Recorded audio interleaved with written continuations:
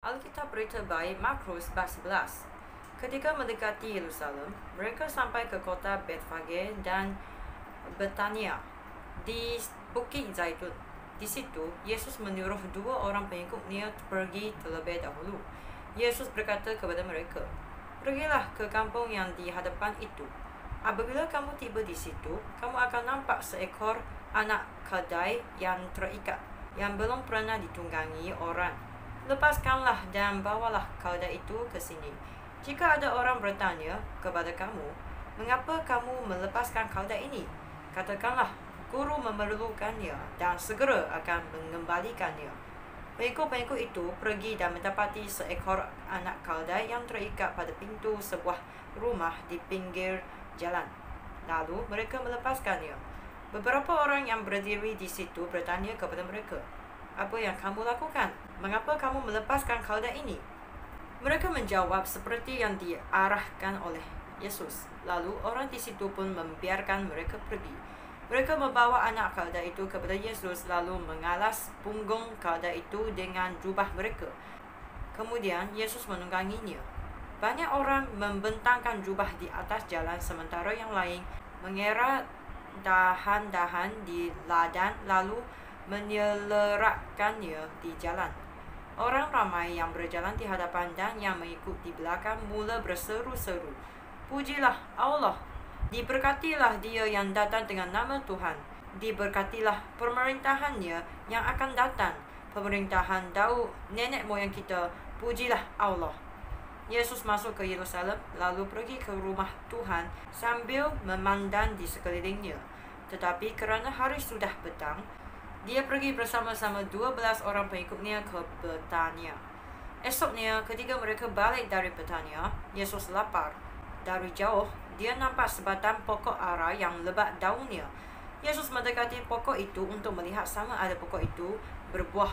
Tetapi apabila dia tiba di pokok itu, dia mendapati daun-daun sahaja. Kerana pada masa itu belum musim buah ara. Yesus berkata kepada pokok ara itu, "Tiada sesiapa pun akan makan buah ara daripadamu lagi."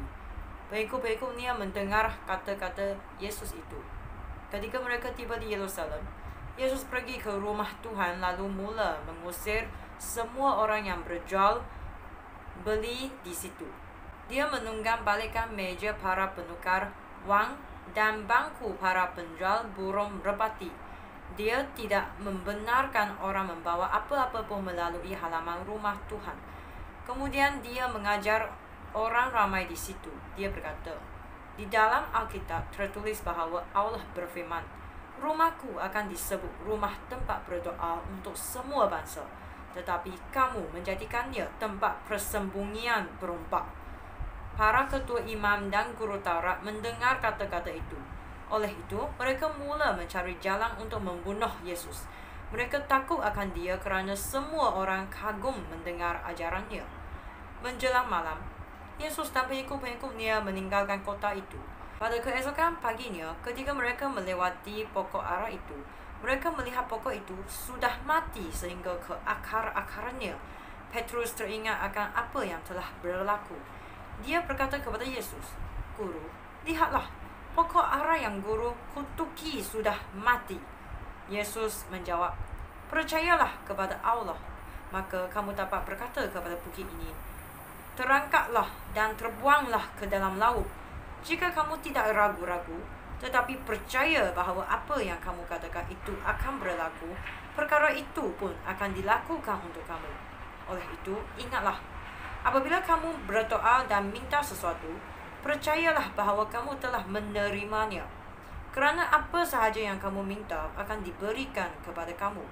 Apabila kamu berdiri untuk berdoa, ampunkanlah kesalahan sesiapa pun, supaya Bapa kamu yang di surga juga akan mengampunkan dosa kamu. Jika kamu tidak mengampuni orang lain, Bapa kamu yang di surga juga tidak akan mengampunkan dosa kamu." Mereka kembali lagi ke Yerusalem. Ketika Yesus berjalan di dalam rumah Tuhan, para ketua imam, guru Taurat dan pemimpin masyarakat Yahudi datang kepadanya. Mereka bertanya, "Dengan hak siapakah kamu melakukan perkara-perkara ini? Siapakah yang memberikan hak kepadamu untuk melakukannya?" Yesus menjawab, "Aku akan bertanya satu soalan sahaja kepada kamu. Jawablah dan aku akan memberitahu kamu dengan hak siapa aku melakukan perkara-perkara ini. Katakanlah, dengan hak siapakah Yohanes membaptis orang? Dengan hak Allah atau manusia?" Mereka mula berbincang sesama sendiri. Apakah yang akan kita katakan? Jika kita menjawab dengan hak Allah, dia akan berkata, "Mengapakah kamu tidak percaya kepada Yohanes?" Tetapi jika kita berkata dengan hak manusia, mereka takut akan orang ramai kerana semua orang berpendapat bahawa Yohanes seorang nabi. Oleh itu, mereka menjawab, "Kami tidak tahu." Yesus berkata kepada mereka, "Jika demikian, aku pun tidak mahu memberitahu kamu dengan hak siapa aku melakukan perkara-perkara ini."